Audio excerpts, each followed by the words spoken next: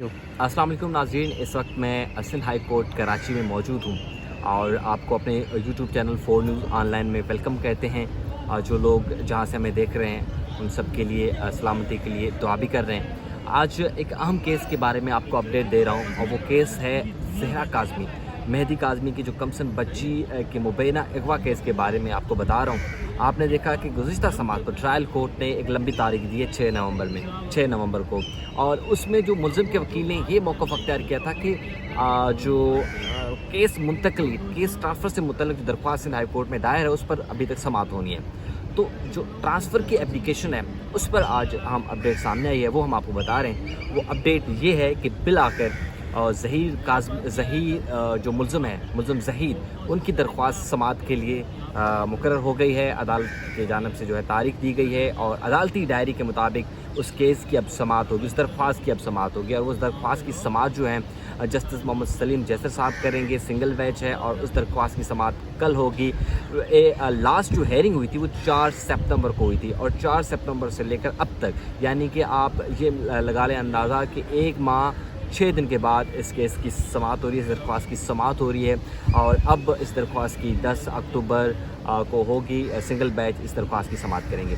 इस दरख्वास्त में जो मुलज़िम ज़हीर की जानिब से मौक़िफ़ अख्तियार किया गया वो ये था कि एक तो उन्होंने जज पर अदम एतमाद का इज़हार किया, दूसरा उन्होंने कहा कि अगवा का ये केस बनता नहीं है, ह्यूमन ट्रैफिकिंग का ये केस बनता नहीं है, लिहाजा अब ये केस जो है उस अदालत से मुंतकिल करके किसी और अदालत जो रिलेवेंट अदालत है वहाँ पर मुंतकिल किया जाए। मैं आपको एक थोड़ी और इन्फॉर्मेशन दूँ कि ये पहली दरख्वास्त मुलज़िम ज़हीर की जानिब से नहीं है। इससे कबल वो मजिस्ट्रेट के पास दरख्वास्त लगा चुके थे, उसके बाद वो सेशन अदालत में दरख्वास्त लगा चुके थे। वो जब दरख्वास्तें उनकी मुस्तरद हुई तब जाकर उन्होंने सिंध हाई कोर्ट से रुजू किया है, और इसी दरख्वास्त की वजह से ट्रायल जो है मुतासर हो रहा था, ट्रायल की समात नहीं हो पा रही थी, क्योंकि मुलज़िम हमेशा इस दरख्वास्त को इस्तेमाल करते हुए ये मौक़िफ़ अख्तियार करता था चूँकि भाई दरख्वास्त जो है वो सिंध हाई कोर्ट में पेंडिंग है, मुकदमा मुंतकिली की दरख्वास्त सिंध हाई कोर्ट में पेंडिंग है, लिहाजा उस पर फैसला नहीं आता तब तक ट्रायल रोका जाए।